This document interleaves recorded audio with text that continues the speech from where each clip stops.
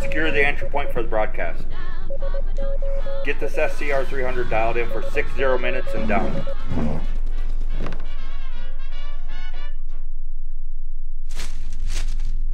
Are you waiting for an invitation, Princess? Transmit the outgoing signal. Come on, we need to get this mic buttoned up yesterday.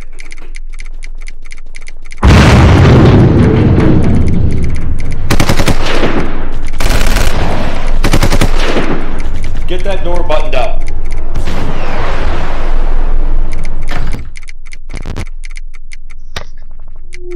There, got it? Is it good now? Well, adjust it on the fly then. Here we go. Going live in 3, 2, 1. This is Hyperborean Radio coming at you from the front lines of the Wasteland, reminding you to keep your head down and your powder dry. And as always, we're here to let you know that you are not in this alone.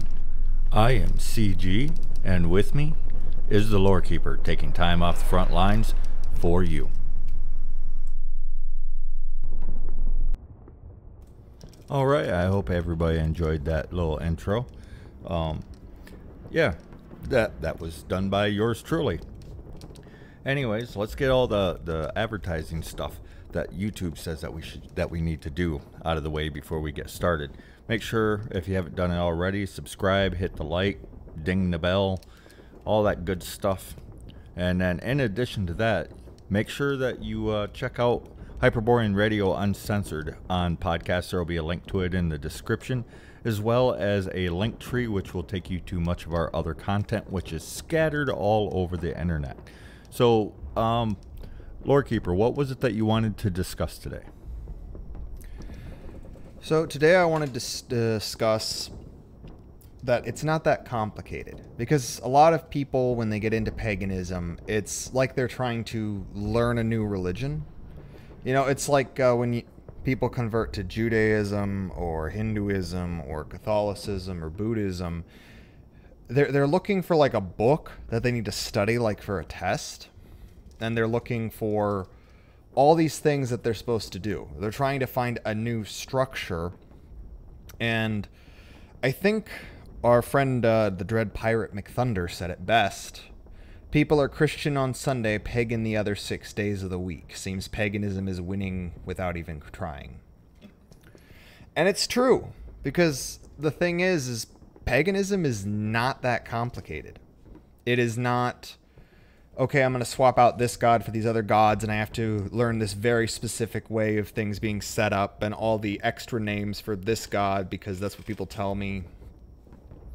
It's not really a thing in that. I mean, we've covered it on the podcast before. You technically don't have to learn a single deity. It's true. Now, if you want to, you can.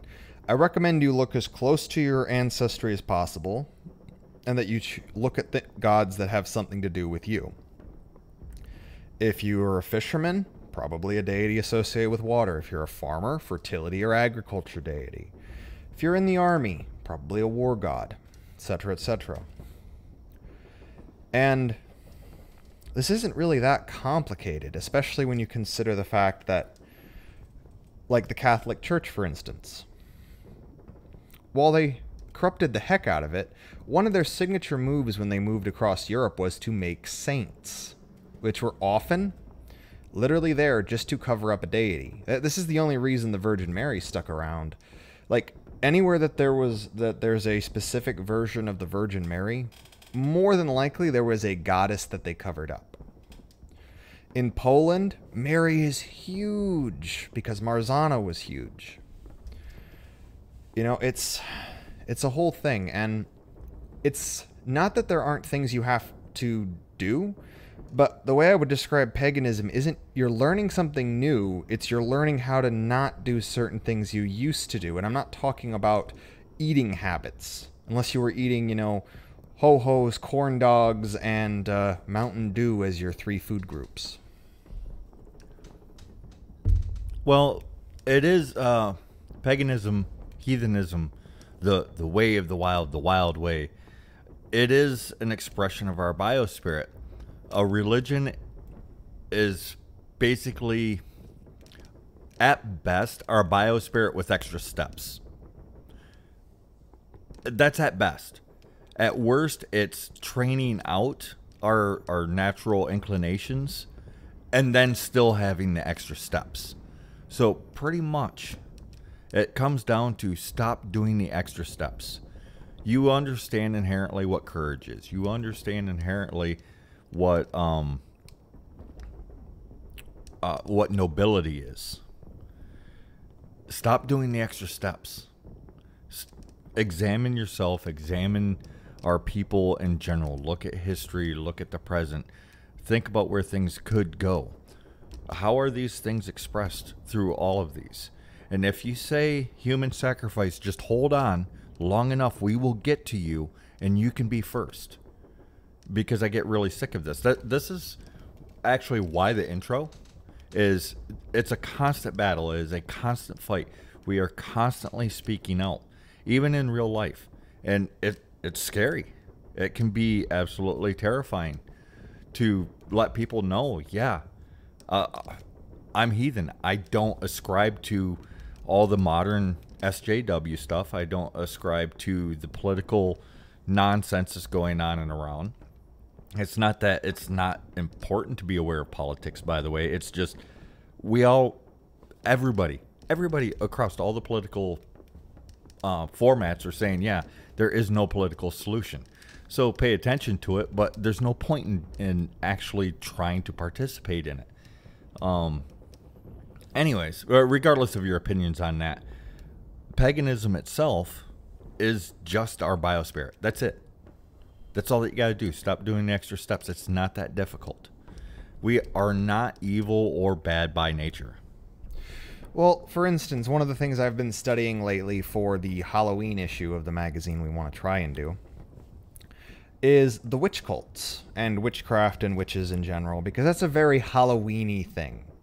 Like, how many people will put witches up or something like that for Halloween? Like, back when I was a kid, one of our neighbors, she would put, witches that had crashed into the trees. So, like, the broom was sticking out and the feet were, sticking out like they had just slammed like a pancake right into it. And here's a fun fact for anyone who hasn't looked into it and sort of dug past the nonsense. Here is some stuff they did at these witches' Sabbaths, which is likely derived from a word that means to frolic, not the Jewish word Sabbath, or the Sabbat, or whatever it's called. Picnics, feasts, dances, live music, fire. So witchy. Oh yes, the very witchy custom of dancing in a circle, or any geometric shape. Oh my. Well, and it's hilarious to me because when you look at it at face value and you don't do any extra research, and this is actually a common problem in the pagan sphere, is people will start at the surface and then they'll just keep going. They won't continue down to see what's beneath the top layer, which, like I said, it's the only thing you really need to do for paganism or ethnic faith is strip off the stuff that's not supposed to be there. It's not that complicated. But if you're gonna dig, you gotta go further than the top layer. Right. It's if you're gonna dig. Don't start at the surface and say that's all that there is and keep going with it.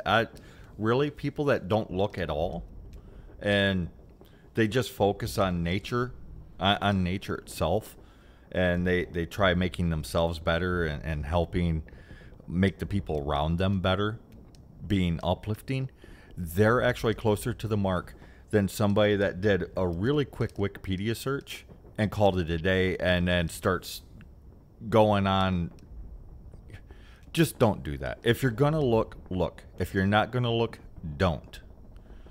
There's a lot of research that goes into this, and it's not just mythology and folklore. There's history, there's culture, there's customs, military and non-military history. There is so much. If you're gonna look, look. If you're not going to, don't, and just focus on the nature of our own people. Well, like I've been recommending to people, and this has actually worked for people. Just view the gods as gods, or just tack them onto the ancestors, because most, if not all, of the gods get tacked onto the ancestors anyway in some way, shape, or form. Either they're ascended, or they banged flesh and blood human. You never know how it works out. But the reason I say that is, it is better to not focus on a deity simply because you know the name than it is to focus on a deity because of name recognition. Like, for instance, there is a large amount of people that venerate Odin right now. And again, to each their own, it's your choice. But most people that seem to venerate Odin highly have nothing to do with the functions under which Odin was. And they're mostly just venerating him because of brand recognition. Well, and besides that, what I was going to add to the whole some of the gods ascended and whatnot is a lot of families used to anyways, and some still actually do, trace their lineage back to these various deities. So, yeah, I mean, it's not out of the realms of reasonable. Well, what do I do if I can't trace my lineage back to a specific deity? Currently, right now, don't worry about it.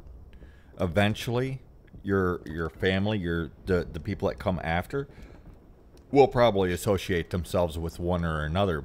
But while we're healing, that should be the least of our worries. I mean, that's my opinion, and take it for what it's worth. But really, I would focus. Our people as a whole, Hyperboreans as a whole, need to focus on healing ourselves before we worry too much about this other end of it. Know that it's there, yes, but to sit there and fret over it and study it like it's merely academia, well, that's kind of a waste as well. Well, and when we say strip off the stuff that isn't ours, that doesn't even include, like, let's say, because there was somebody that lived next to us, and they didn't watch or listen to the podcast. What they did was they got the show for free just by living close by. And they actually told us that they intentionally tried to disprove a lot of what we said, whether that was current events or ethnic faith or Christianity. And then when they were leaving, the woman in the couple, she went up to CG, and when they were talking, she actually took out a necklace she was wearing, which was a crucifix. And she actually made a point of telling CG, I wear this because my grandma, what was it? Was it her grandmother's, or because her grandmother gave it to her? Do you remember? Because her grandmother gave it to her just before she died. Yeah, it was a family heirloom. No, Not a family heirloom, but a family gift. A gift from her grandmother right before she died. That is why she kept wearing it. She had no interest in Christianity anymore. And this is the thing. It's like, my grandfather makes crucifixes. Specifically, I think he makes rosaries, or something like that. But there's just a bunch of them in his basement because he used to do it as a hobby. I would not get rid of those just because I'm not Christian. They're things my grandpa made. It's like, how would I put this? There's a really good quote from somebody, always forget his name. He was in charge of, I think, Countercurrents Publishing. I think he still might be. I haven't looked into it. Anyways. Basically, the quote goes, there was a time where we had never been Christian. And there will probably be a time where we aren't Christian anymore, but there will never again be a time where we were never Christian. And this is just the reality. The cathedrals exist. The paintings, masterpieces of Christian iconography, painted by our people, exist. I'm not going to storm the Louvre, grab anything with Christian imagery, and throw it onto a fire in some passive-aggressive fit of rage. I'm not interested in erasing history, because if we do that, we can't learn from it. And this whole last 1,000+ years, in some cases less than 1,000. You go to the right places in Europe, sometimes it's as low as 100 or 200. I'm not interested in pretending this didn't happen, because then we just make the same mistake again if someone with a bright idea tried to pull the same trick. Right, and again, really, it's not that difficult.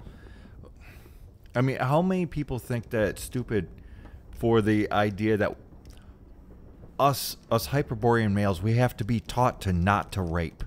We have to be taught not to stomp the puppies to death. These are not things that we have to be taught. We already know these things. Are there monsters amongst us who will stomp the puppy to death? Well, yes, but they expose themselves pretty quickly. Same way with the raping rapers. Do they exist? Yes, but they are they are not the majority. And really, they're even lower than the minority. It's a very, very small percentage of our guys, which this is in where they'll do that. Every group has monsters, including us. And facing that reality is part of re-embracing our nature, of becoming who it is that we are at our core. We have to acknowledge these things exist, yes, but that does not make us all monsters in that way. Instead, we're monsters in a different way, because the rest of the world looks at us and says, white people are crazy. Well, compared to if you average out all the different races on the planet, we are. And it depends on what point of view you're looking at. But from our perspective, we make perfect sense for where we come from, for how our psychology works, our biology. We are perfectly sane, just not if you're looking at us from a different angle. I mean, how often do you do something and your dog looks at you like you've lost your ever-loving mind? To our dogs, we are both gods and insane, so we are insane gods. Essentially. Like, there was something I read a while ago. It was basically, we are elves or like demigods to our dogs, because they go generations, and they can go their entire lifetimes if they get to us at the right time period, where we don't seem to age at all to them. Whereas they're full grown in 2-3 years, depending on the breed. But when it comes to us, and this is something I encourage people to try.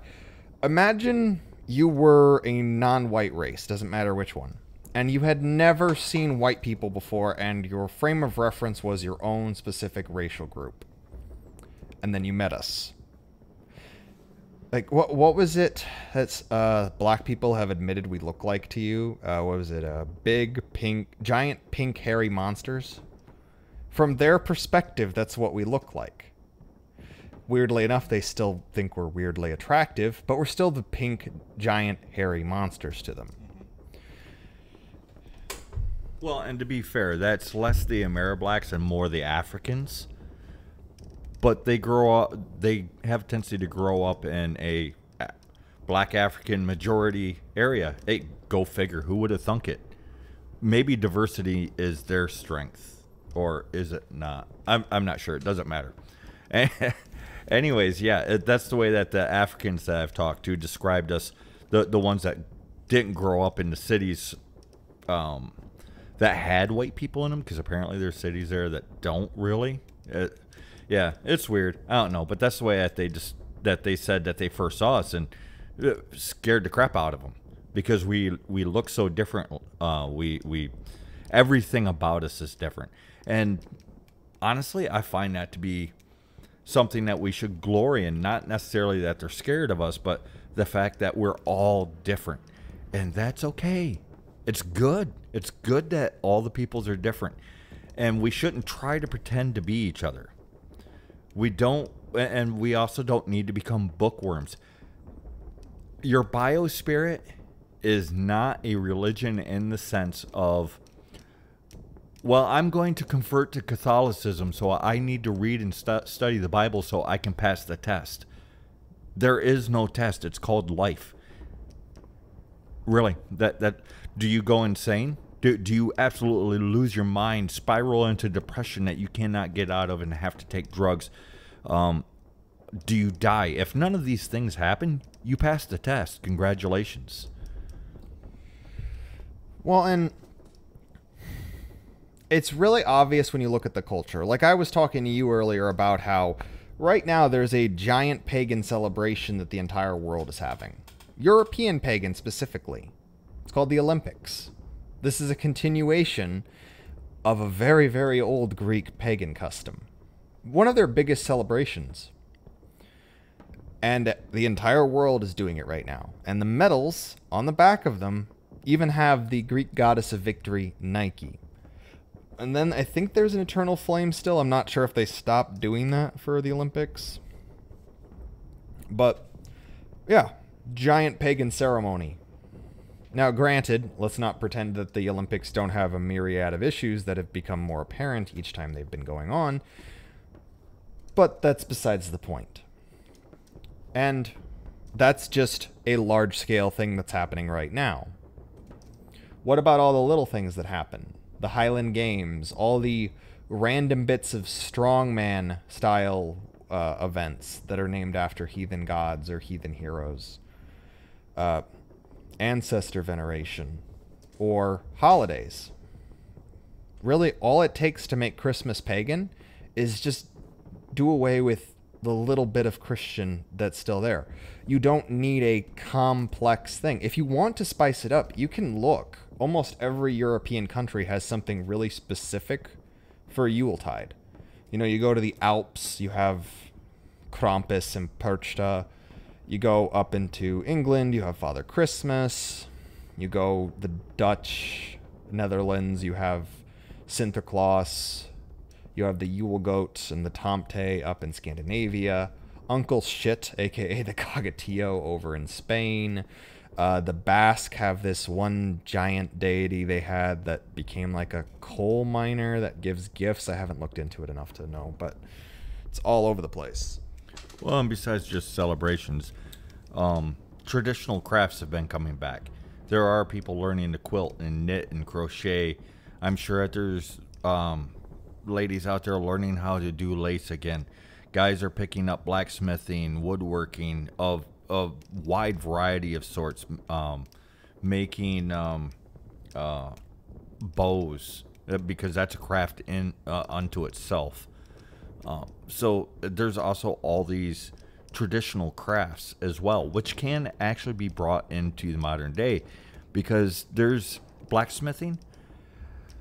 Industry still hires blacksmiths to make things that they cannot machine, because there are things that cannot be made with a machine, and they actually hire blacksmiths specifically to make these things. They're industrial, but yes, these crafts are still in play today, and people are picking them up, and it's wonderful.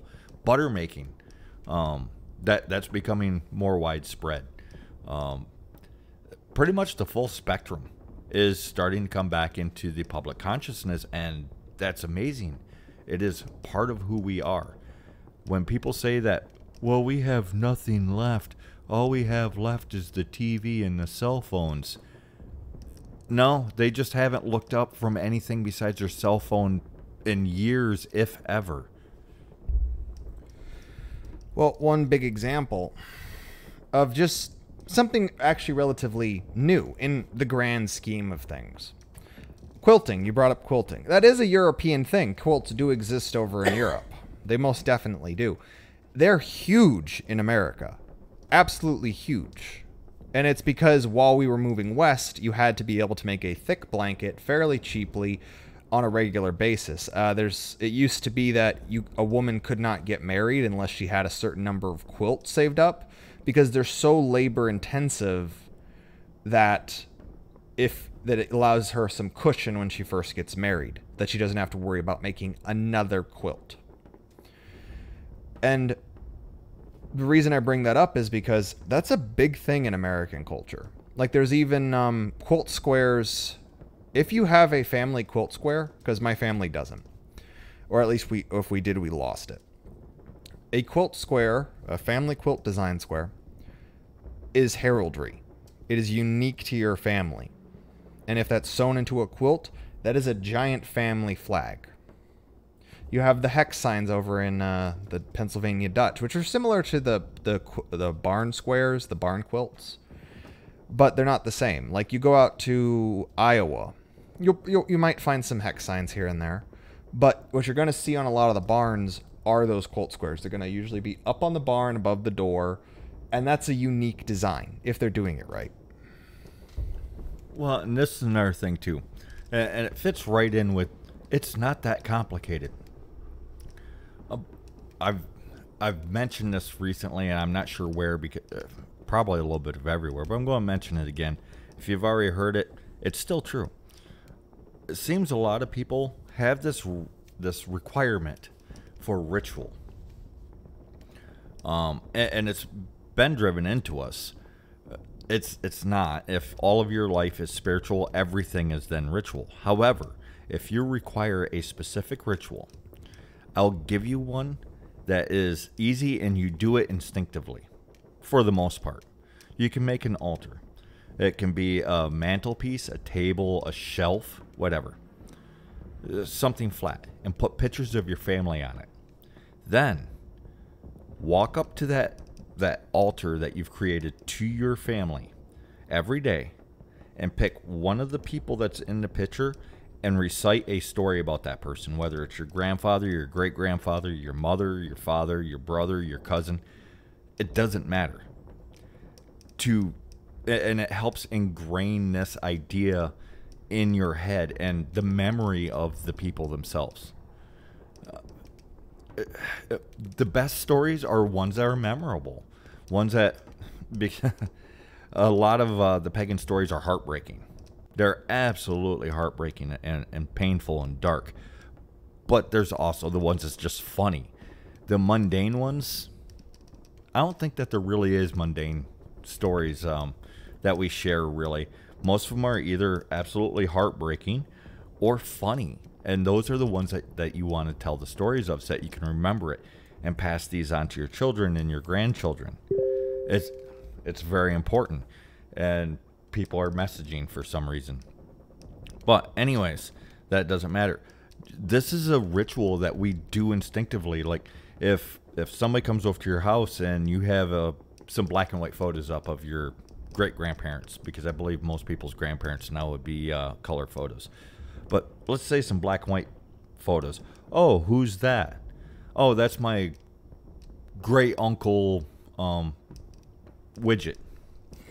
Why did they call him Widget? Well, because he always had a widget in his hand. And then a story begins to flow. It begins to build up.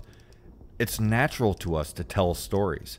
Practice telling stories. And in particular, stories of family. Family is important. You don't have to focus on, well, they was Christian. That doesn't matter. Tell the stories that matter. Tell the story of how, I don't know, somebody taught you how to fish, or the time that your great-grandfather taught your grandfather how to fish, or how your great-grandmother supposedly had the best cookies, but you was never able to taste those cookies because she was already gone by the time you was old enough to remember, and your grandmother was a horrible baker. Yeah, it doesn't matter what the story is, but tell the stories. Well, just for some examples, when I was out to dinner with my dad, and he told me a story about his uncle, my great uncle. I don't remember what his real name was, but my dad always called him Uncle Tough because he was this big, strapping, strong, burly guy. And my dad told me how his uncle, Uncle Tough, used to put out his arms and have the kids grab him and then spin him around. So he was basically, they would hold on to him and then he'd spin like crazy. Or Well, and the thing is, you don't have to know their actual names. If you have a nickname, that's actually more pagan than knowing their actual name. I mean, if you know their actual name, bonus. But if all you have is a nickname, or grandma or grandpa or great grandmother, great grandfather, great uncle, great aunt, that's good enough, because a lot of the god names translate to Lord, Lady, Beloved, Forest. Translates to more like titles anyways. So it still fits in with the theme. You don't have to know everything. Exactly. And to finish the story I was going on about, my grandmother died before I was born from, I believe it was breast cancer. My dad kept many of her things. He had her wig for some reason, because she had cancer, so she had a wig towards the end, and he had that up on his bookshelf. That was weird, but he also had her coin collection in the basement, which I didn't know about until our house got flooded, the 2008 flood in Iowa. So the whole house got flooded, and when it was receding, we went down into the basement where there was still a bunch of water and started salvaging anything we could. And her whole coin collection had been flooded out, and I saw them and went and bought like some new sleeves and some like coin slots and stuff like that. Called coin purses? They're not coin purses. It was if you're envelopes, right? little envelopes. They're not called coin purses though. I forget what they're called because I haven't done coin collecting in a while. But what I did is I asked my dad if I could take care of them, and I basically cleaned them all one by one, of which there were thousands of these coins, laid them out to dry, cleaned them again, and then I got them all in nice little slots. And there were like silver dollars, Indian head pennies, buffalo nickels, all these little things. And then over the years, after he agreed that I could keep them because my grandmother and I took care of them after the flood, I added to them. I bought, 2-cent pieces, old silver dollars, all these different things I would go out and I would buy and I would add to it. I was continuing my grandmother's hobby. And this made me feel pretty close to her because I never met her. She died before I was born. And it's these little things that are actually the most pagan. Well, not just the most pagan, but worth fighting for, which is why all the battle stuff lately. It's because it is a constant struggle, a constant fight. We're constantly having to push back because we're being pushed against. I understand in general, all that we want is to be left alone.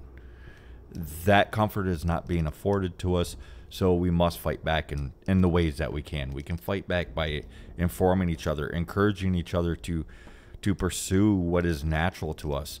I know a lot of us are trying to get out of the cities for a lot of various reasons. Some of us can't. Again, for various reasons, and that's okay as long as we understand that no matter what environment we're in, we can still embrace who we are as a people. But it does actually take honest self-examination and honest looking around at the world. We've done this in some ways, and we talk about it consistently. And are there exceptions to the rules? 100% of the time there's are exceptions to the rules. But that's what they are, is exceptions to the rules. Well, I don't like dogs. Well, you're broken. That's my personal opinion on it. And there's all kinds of dog lovers that'll tell you the same thing. But in general, our people, we do like dogs. There's also a lot of us that like cats. I don't like cats. So then, what is our biospirit? Oh, we like animals. There's favorites amongst us, and there's ones that we don't like, or that we dislike, or like less is actually more accurate. But in general, Hyperboreans, we love animals. Even if you don't like snakes, for instance, you might want to kill every snake around you, but I understand you don't want all the snakes to disappear from the planet. And you might jokingly say that, but if that happened, I know every Hyperborean that said that would be like, oh crap, I killed every snake on the planet by wishing it to happen. Our biospirit is we like nature. We create nature preserves. We try to grow gardens and nurture parks. I see people all the time picking up at the parks or grooming trees. Sometimes it's good, sometimes it's bad, because there is a little bit of knowledge that goes with that. But we like nature and we like animals. That is part of who we are as a people. Well, it's a whole thing. It's something people don't seem to understand is you can actually see, if you look back at our history long enough, we didn't really do temples. I know people love temples. They want to, I don't know, build a massive pagan temple just to show those Christians how to build temples. You know, we didn't used to do that. The whole like, it's even acknowledged, like, even those stave church style temples up in Scandinavia, they were built in a response to the Christians by the aristocracy of the pagans that were not really in power, you know, for very long, because the set aristocracy is a new thing. And we had sacred groves. And these would be different trees. Sometimes they'd be specific trees, which is pretty rare. They'd usually they didn't have to be huge. They just had to be just big enough to hide something in, usually. And many times these would probably be burial forests, because we even did it until fairly recently, and now they're trying to bring it back, but work within the rules that people have set. So you have like the weird egg-shaped burial things so people can be planted with trees. But for a long time, you marked graves with trees if you had graves. Now imagine that, but a whole forest of them, especially with this little nugget, which I've mentioned before. Tree roots tend to grow into meat. So in that whole ball of roots in many of these sacred groves, you probably could have found a human shape that was effectively an after image of the person that was buried under it. Well, and don't forget stone groves as well, which in some ways I guess you could describe our modern cemeteries as a stone grove, but that's not what they were. Well, at least not like a cemetery. I don't know. There might be bodies buried under there that's been absorbed by the earth. I have no idea, but they have a tendency to make shapes like circles or concentric circles or things like that, spiral patterns. So it's not all henges, I think is what they're called when it is a series of circles. A lot of people name them henges, which some are. Others are just stone groves, but they take on a variety of shapes. And then there was, as far as, yes, our ancestors did too build temples before the stave churches. And I've had this argument before, and somebody showed me a series of foundations that was built long, long ago. And they're foundations. A foundation does not equate temple. You know what else often had foundations? Barns, houses. And especially, in particular, this one that was shown to me, it's a rectangle. Well, that means it's a temple. Hold on there, Skippy. Next to it is also a foundation that's relatively square and smaller. To me, being the scrub that I am, looked like the foundation of a house that had a barn or a work stall beside it. Most likely, honestly, a work stall due to the shape, because it was really long and not so deep. So it seems more like a workstation, probably maybe a smithy. But we also did other things like, how many guys out there have a woodworking shed? It doesn't always have to be a smithy. There's all kinds of things that it could have been. It does not mean that it was a temple. Just because it is old and just because you want it to be a temple. Look at the surrounding evidence and really then make up your mind. But yeah, this guy showed that just because he really wanted it to be a temple, it had to be a temple. No, what we know is that it is an old foundation, and that's it. Well, and there is another thing that, this is how I try to do things when I do research. Just a little tip for anybody out there. unless it sounds like they completely straight up made it up, which is usually pretty obvious. You know, something along the lines of, and then they roasted the meat of several children and ate it. You know, and that was their picnic. That kind of thing is usually, especially if it's just a priest claiming that he saw this, it's usually pretty easy to say, yeah, he's full of shit. However, let's say, for instance, because there was a section in a book that described what they referred to as human or child sacrifice. And my immediate instinct is to say this is all bullshit, but I decided to read the accounts, and this is what I've come to the conclusion of. A lot of these were bullshit. However, there are some examples which actually sound more close to what I would call infanticide, or making sure a stillbirth was a stillbirth. Because there's different accounts. Some say the baby's or the child's already dead. Other times they will do it. And for anyone who's like just cringing at the very thought of infanticide, good. Good. Yeah, it shows that you're Hyperborean. Yeah, but let's say you're in a society where you can't do birth control. You can't do anything to potentially keep your numbers. You have just enough food to feed yourself, your partner, and maybe the 3 or 4 kids you've already got. The next one you bring in would just basically starve to death in the first few years. Or you'd have to get rid of the oldest one, like shove it off onto a blacksmith. Right, and I don't really myself believe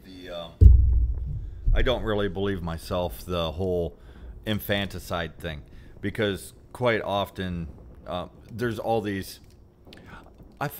We found a baby in the forest. I also don't think all these babies were found in forests. I think quite often you have one family that can't feed and another family that can feed. You talk to the husband. He's like, yes, we will take care of this child.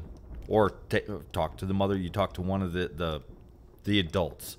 And yes, we can care for this child. And then they would just tell everybody that they found the child in the forest. Because it's shameful for us to give up our own children. I've talked to people that's done it, and sometimes they did it for very good reasons and sometimes less so, but it affects them both the same way. They are absolutely ashamed of having done it, whether it was theoretically better for the child or just better for themselves. It affects them the same way. They're absolutely devastated. So, to save on that shame, I guess, well, where did you get this child, rather than pointing over at your neighbors or saying, well, I got it from this family, 20 miles away. I found it in the woods. Don't worry about it. Well, and this is something that's also true about paganism, and it's a bit of a hard thing to hear sometimes. Paganism isn't just about the good stuff. Paganism is also about the pain, the suffering.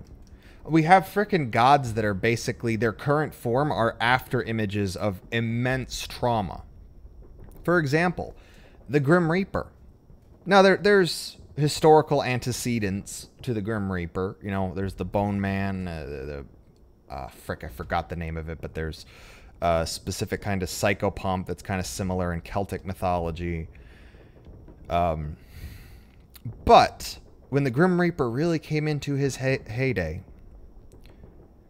that was after the Black Plague. That's also why I think people constantly tend to fuse the Grim Reaper with the Plague Doctors. It's unintentional blood memory. These two things arose in our collective unconscious at the same time. We were marked by them because of how traumatic this plague was.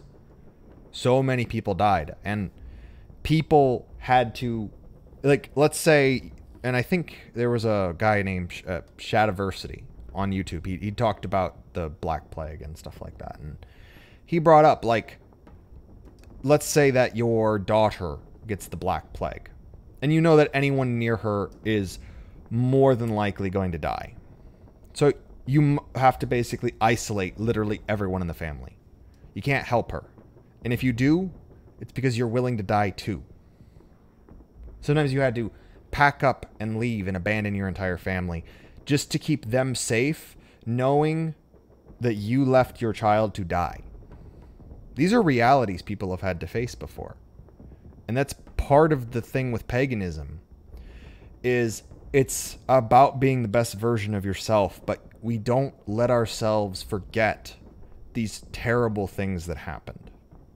I know Christians get kind of annoyed that we will bring up, oh, hey, why do you keep bringing up that we killed all these witches? They were witches. Or sometimes they'll play it off like, oh, that was in the past. And the Satanic Panic was less than 50 years ago, and there's still people in prison for those false accusations. The point I'm getting at here is paganism isn't all about the positive. There's dark, there's sorrow, there's loss. There's a reason so many pagan stories have a sad ending.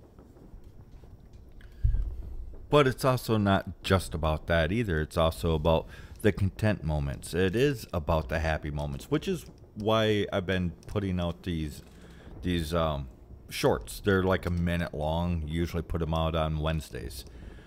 Sometimes it's battle noises like we got going in the background right now. Sometimes it's, let's just, like there's one a couple weeks ago, I think I put it out.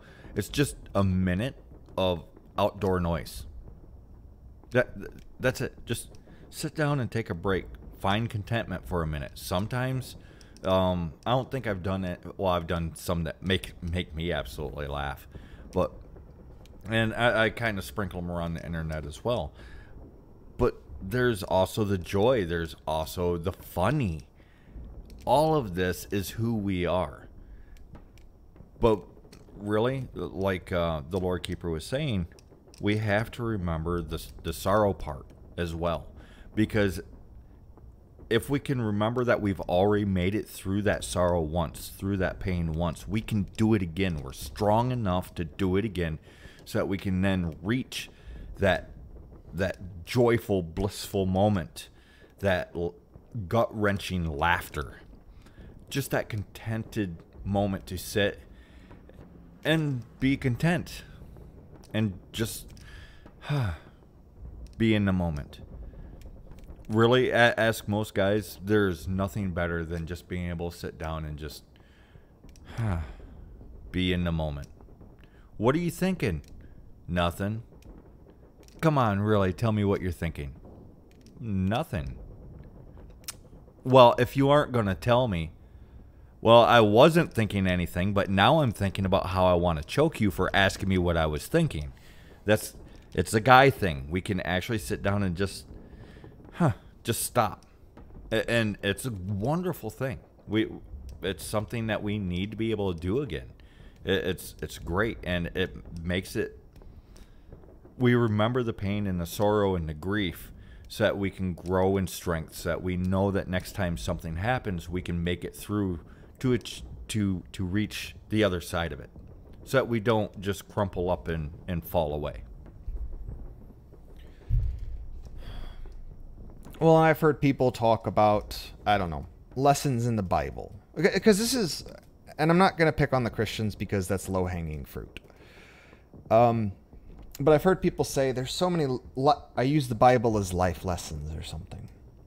There's a lot of life lessons that you can find that are probably a bit better for you in the actual pagan texts. Like, here's a fun one that's actually a common thread that's also kind of sad. Love is painful, but it's also beautiful. For instance, the story of Aphrodite and Adonis. Aphrodite loved Adonis so much, and then he died. And it was heartbreaking. Frigg loved Balder so much, and then he died. And it was heartbreaking. Freya loves Odr so much, but he's gone. He's away. And she cries her heart out because her heart is breaking. These myths in Europe, and this is across the board, there's the beauty, and then there's also the sorrow. There is that wonderful, mirthful aspects of love. And then there is the sorrowful, dark end of it that can come about as well. You know, it's like that story with Cupid and Apollo. Apollo challenges Cupid, saying he's the better archer. And Apollo, he shows off a bit. So then Cupid shoots him with one of his arrows. And then to put some salt in the wound, he uses another arrow on the object of his affection, which makes someone not only incapable of loving the person they see, but disgusted by them. Just revolted, doesn't want them to even touch them. Apollo was probably the better archer, but an arrow of love stings far worse. These are just some of the small lessons you can find in pagan stories if you are willing to look. Right, and if you don't have time, that's fine. We'll tell you some pagan stories from everywhere. And again, if you don't have time to look, that's fine. Don't say that there isn't anything, or be on the same story from the same angle that everybody. You're actually further off, not even focusing on that. Stop doing the extra bits. Like, it was brought up before. Growing a beard is not an action. That is just natural for a man. Shaving is the action. That is the extra step. Stop doing those extra steps and start developing the natural side of ourselves. Our empathy, becoming aware of the fact that we're naive. It's something that we struggle with all the time. We are naive.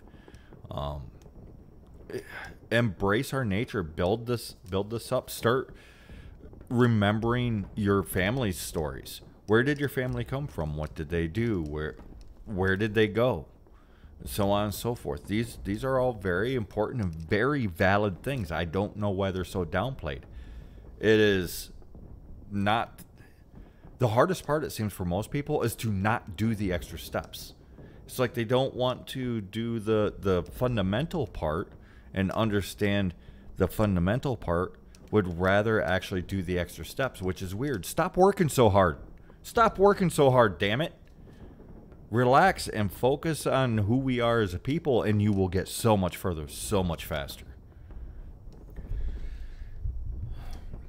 Well, and this is one of the things that we bring up all the time. Ethnic faith. Whatever you want to call it, there's a myriad of names of it.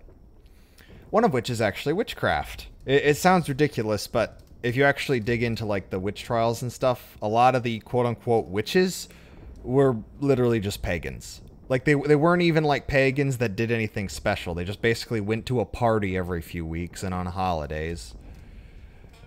I did want to bring up one thing that I would call a temple, but only in the loosest sense. I don't remember the name of that. Where is that? What is that? Oh, frick. What? It's the closest thing I've seen to what I would actually say, yes, a pagan temple, but it's all open air. It's a kind of standing stones. Let me double check. I'll remember it. But, yeah, so did we have temples? What most people think of as temples? No. But there were religious sites.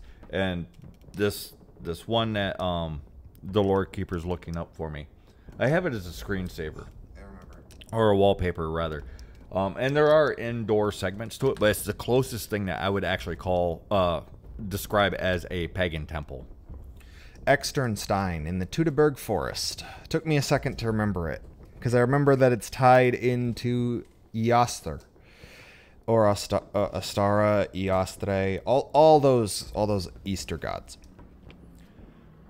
And yeah, if you look it up, you can't get any pictures of the inside, but supposedly it's full of animal carvings. There's a window that like the summer solstice hits. There's stairs all over it. There is a Christian carving, but it almost looks like they specifically were covering up some pagan stuff that might have been there beforehand, because like there's some personified sun and moon and like a underground snake and like a fallen ermine soul. It's a whole thing. It's an interesting thing.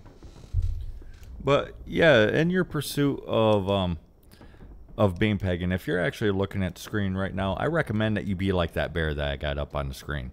He is not worried about the academics. He is just, he's a bear. What is it like to be a bear? Well, it's pretty bear-like. Go ahead.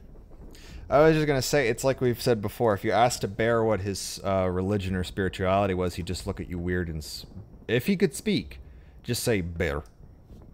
And here's the thing is, anyone who thinks bears don't have some level of spirituality, or elephants, for instance. Elephants actually honor their dead. They have graveyards. They have culture. Same with ravens. But bears, they will follow the same path every year in the footsteps of their ancestors. In some areas, there's literal wearings in the rock where the bear paws were, and they will follow those same tracks. There's bear get-togethers that are basically a spiritual act for them. It's one of the reasons that it's so important to understand. And it's not just us, the Japanese, the ethnic ones, the ones that describe Shinto. It's the way. Shinto is just a starting point. Same with there's random tribes. Yeah, the Taoists, that's the Chinese way. You find some random Amazonian tribe, that's just their way. There's no conversion. It's just the way they are. And their religion doesn't have a name. No.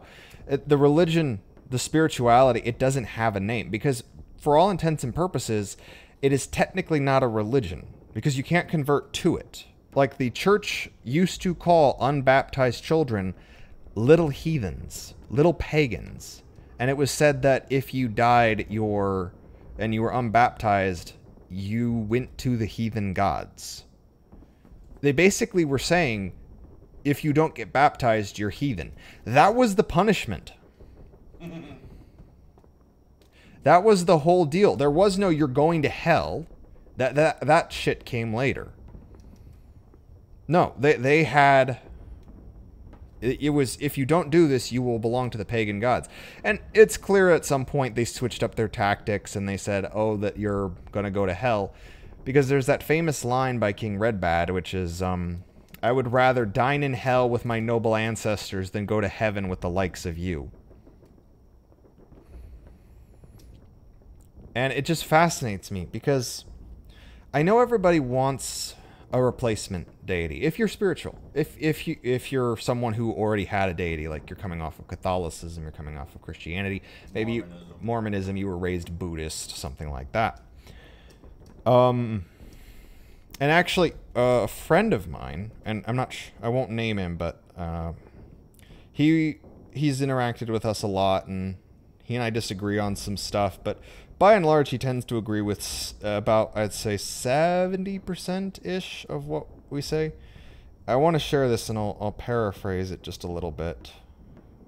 But he posted a description of how we do spirituality, and this was what someone who is like a person who studies religion tried to summarize it as, and he gets a lot of it wrong. But it made me realize how weird... we've done research to actually back what we say here. We're not talking out of our ass because we have feels. This is what my friend, who's probably 70% similar, what the religious major described his stuff as. Buddhism's self-improvement to escape reincarnation philosophy merged with animism and folklore, with the racial aspect of Judaism and various philosophies of Jung, Nietzsche, and Darwin thrown in. Now... here, I will let you explain why that was wrong. Well, the escaping reincarnation part is just an absolute... He doesn't know what the hell he's talking about. Yeah, because why would we want to? Life is amazing. It's great. It's magical. Does it hurt? Sure does. But so does childbirth, and women tell me that they love their children. Whacking yourself in the hand with a hammer hurts, but I don't know a guy that has built a house that wasn't proud that he built a house. Life hurts. It's the way it is, and really it should hurt. That way we remember. But it's also wonderful.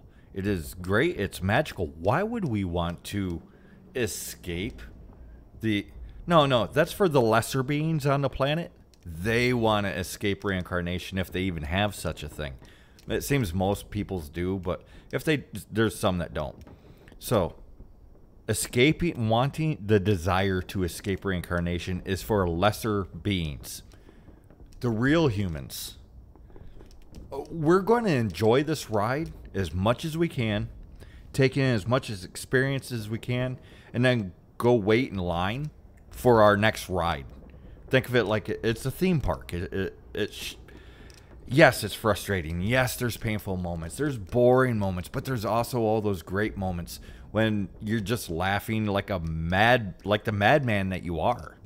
It's great. Well, and on the off chance my friend ends up listening to this podcast, thank you for doing that, and I hope it was okay that I shared that. But another part that he kind of got wrong, because he's correct, we do animistic and we incorporate a lot of folklore, mythology, and legends because, that's what everyone does. And it is a racial thing, just like Judaism, just has very little in common with Judaism. But one thing that he gets kind of wrong, even though he's also kind of right, is the various philosophies of Jung, Nietzsche, and Darwin thrown in. This is in reverse. What it is that, from our perspective, Jung, Nietzsche, Darwin, various philosophers from Europe. This is how I describe philosophy. You need philosophy when you've forgotten how to be human. Philosophy develops when people are so removed from their own nature that they need somebody else to explain it in exquisite wordplay how to be who you are. That's by and large what philosophy is. That's not to diss philosophers. Like, the reminders they give are invaluable. Well, the good ones. The good ones. There's a lot of terrible philosophers. But all three of them, by and large, what they effectively did was they just tapped into stuff that's older. It's like archetypes and the collective unconscious. This stuff is just stuff that is a part of European paganism if you look at it. Same with aspects of Nietzsche. Like what he describes as the Superman is effectively arguing a form of apotheosis, at least the bits that I've been able to read. What they're doing, and then Darwin basically, because people will point out the whole chimp thing, but then they forget that towards the end of his life, Darwin actually argued that the possibility of different humans' convergent evolution, basically we evolve from different animals, is just a really useful shape. And here's the funniest thing. This was never disproven. It just fell out of fashion. Like you and I were talking earlier, how everyone tries to have pantheons, and they're not a thing. What it is that there's various cults and religious groups of deities. So, like, there's a Vanir cult with, Freyr, Freya, and Njordr off on the side.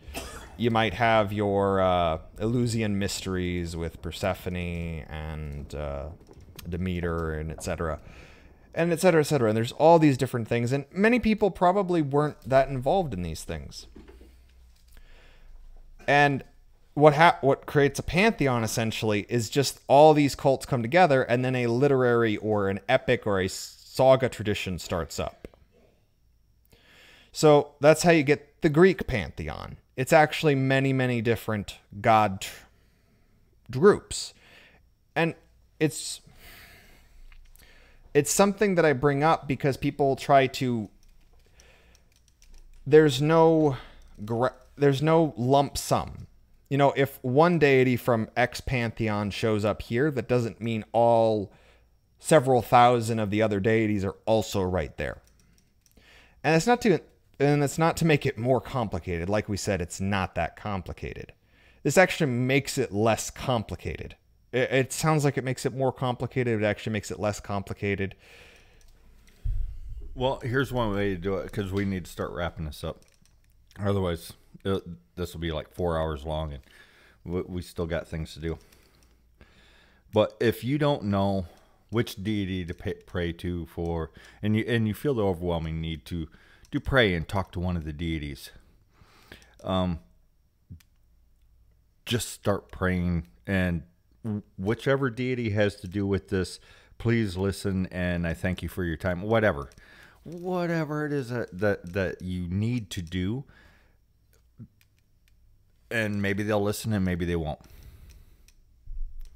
Well, people even already do it. Like back in my atheist days, I used to do it as not a joke, but like a pseudo thing where I would say, may the gods of dice help me, or may the gods of cooking help me. And this is something people do all the time. There's even Lady Luck. Is that Fortuna? Probably. Is it possibly another deity of luck that just happens to, that we've lost the name of over time? Perhaps. That's the beauty of the term Lady Luck. It's just referring to a luck god. And I know that sounds unsatisfactory, but if you think about it, the sheer amount of deities we lost, combined with the fact that you're going to get in tune with a deity who is closest to you anyway. Yeah, like if you don't know who the Hearth God is and you don't have the time to look into it, just have the Hearth Goddess. If you are interested in nature, and this is another common thing people will do, and it's actually pretty valid, to whatever gods are listening. And this is how uncomplicated it is. Focus on the people. Just scrape off the stuff that's not supposed to be there, and live life as best you can. That's the long and the short of it, really. Everything else is extra bits. All right, and on that note, yeah, I'm just going to say keep it simple and be brave out there. We are right here with you, fighting all the way. You going to sign off? Or? Yeah. And I will go ahead and say, if you're out there and you're pagan, cool. And if you're by chance someone who's not, whether you're atheist, Christian, or whatever, just stop doing the extra stuff. Start doing the things you love. Start going outside. Stop talking to people. Play music. Do math. Do whatever truly makes you happy. Because the beautiful thing about ethnic faith is everything is spiritual. Everything has an aspect of the divine. If you make music, if you do mathematics, if you fish, if you farm, if you box, if you unfortunately are one of those poor people that have to actually, do paperwork, then there's a God for that, and there's a spiritual act in that. And with that, I'll just finish by saying ethnic faith is actually not that complicated.